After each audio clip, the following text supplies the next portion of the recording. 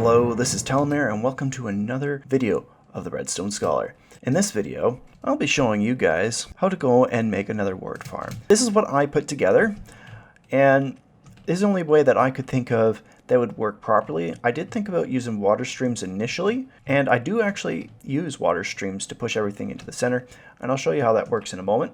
But what I was also hoping to do was move the player around instead of using tracks. And I found it was just not good enough to get the player around for each one. So this is what I have ended up with. So let me give you an idea of what's going on here. With this bit here, you can actually layer it. I would in fact suggest, depending on what you're planning to use this farm for, you make it upwards of 8, maybe even 8 layers. I've currently got this one at about 2 layers, and that is 232 Nether Wart. That has already been placed, with a theoretical yield of double, maybe even triple, not triple, maybe 2.5 times, I think is what you'll get. So let's make our way through here, starting with the timers. I utilize a lot of etho hopper timer clocks in this. So in this one we have 5 stacks of items that are going back and forth. That provides us about 4 minutes per each turn it goes through. Right from there, I have a comparator that's pointing it to there, and that locks this hopper up. And that is got, at the moment, 8, and that you go 8 times 4, so right there you've got 32 minutes between pulses. What this allows us to do is next, the moment that that one changes, I've got this observer here looking into this comparator. So it's observing when that comparator changes. It'll turn off very briefly when this switches over, and which it pumps the signal into here, and it throws that signal immediately up this redstone torch stack right here, and then it immediately pulses through here. It goes through this monostable circuit, which then immediately pumps out the signal going this way and going that way. Same is happening also along here, except I've got an observer that is observing this repeater. Once that repeater is lit, it pushes out this redstone block, which goes over to this one over here, and that gets unlocked. It doesn't last long. It's very short. It's about 12 seconds long, that pulse there. And the reason why that's there is because the moment that this goes out here and sends out that signal to go and let loose all the water from all these dispensers, it needs some time to go and push all of this nether wart through and into the center.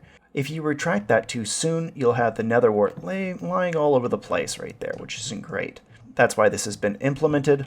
Once this is exhausted and it's pushed all the blocks over this side, it'll send off a single tick pulse up this little torch tower here, and it'll push out the signal on here, and once again up here as well, and that will retract all the water from the farm. That is it in a basic nutshell. What you see is pretty much what you get. This is really hard to go and do as a redstone tutorial because it is so big. It is a really large build. What I can say is I've got this inside of about a 16 by 16 chunk, pretty much. Yes, more or less. There's 8 rows, and each one of those rows is 15 in length. The bottom ones are solid, and those ones actually have hopper minecarts that are inside of them. Let me see if I can show you. There you can see that one. And they're just right in the center of the whole thing, and that pillar right there explains it quite well. But they're only at the very, very bottom and in the center. From there, you'll also notice that I have these positioned where you have the tracks right here, 1 block above it right there, which gives you your space between the redstone dust and the next level. Another thing that I need to explain about this particular farm is that timing for the tracks is essential. Right here, even right here, this has been timed. It goes down there, it is not at top speed at all. When it goes up here, it's going up only 2 powered rails, all the way up here, and if there's even just 1 extra rail right there, it throws off the timing for the top layer across here, which means that you'll have spots where there is no nether wart. The same thing there, it goes through the entire process of going through all those rails, comes down here, goes along here, and you got this little squiggly bit right here, which slows down the minecart just enough so that you are not missing any down here either. So what I found is that the timing is not always the same all the way through. I have for the most part put all these along here and it worked quite well. But right here for some reason, putting it on this one, you'd think that repeating it all the way through would be fine. But as you got closer and closer to the chunk border right here, it speeds up. By the time you get to the edge, right here, if you put the powered rail right there, you go zipping across here so fast, you miss lots of placements of the Nether Wart.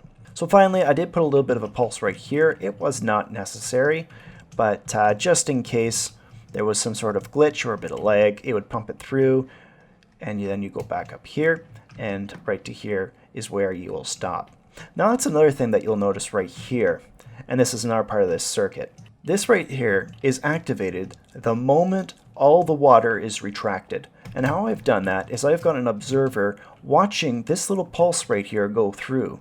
The moment that this clock right here resets, it sees the signal for a second time, pushes the signal out, and for that very brief time, it sees the powering of this block right here through this repeater, sends the signal through, and goes through that observer tower, going right to the bottom, and that one right there is actually going into another observer. It's just watching for the change of that observer, since that observer is watching this one, etc.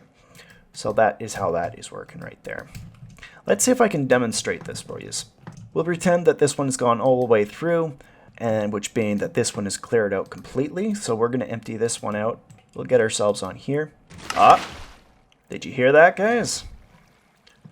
We have got action. So it's pushing all of that Nether Wart right to the center where it will be collected. Now it's turned off, and we're away.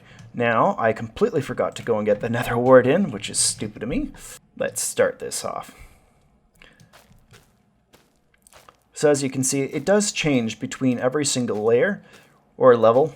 The previous one was faster, and the previous one after that was a bit faster.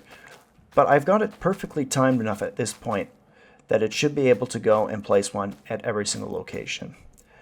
And I did notice just now, I did pick up a little bit of Nether Wart. So I am still making some adjustments to this farm. I do believe that I may need to increase that timer below for how long the water stays out from maybe up to about 15 seconds or even 20 seconds instead. So instead of 24, I might push it up to, let's say 30 or maybe even 40 blocks to allow for that extra time to take place. A little quick snap here. You'll notice that I am actually going quite slow at this point. I tried speeding it up a little bit, but it still resulted in too many misses. So I just relied on the fact that it will eventually push through, and I've done it multiple times to check if they would ever take a miss on anything there, and it seems to be perfect. No matter what, you're not missing out. So because I forgot to go and put that Nether Wart into my inventory initially, you got the first two ones right here that are empty, unfortunately. But yeah, also I think it's a good idea to increase this one a little bit, put that up to 40. That right there just changed the moment I put that in, if you're wondering what that sound was. Now it'll take a little bit longer, maybe 20 to 30 seconds before it retracts the water.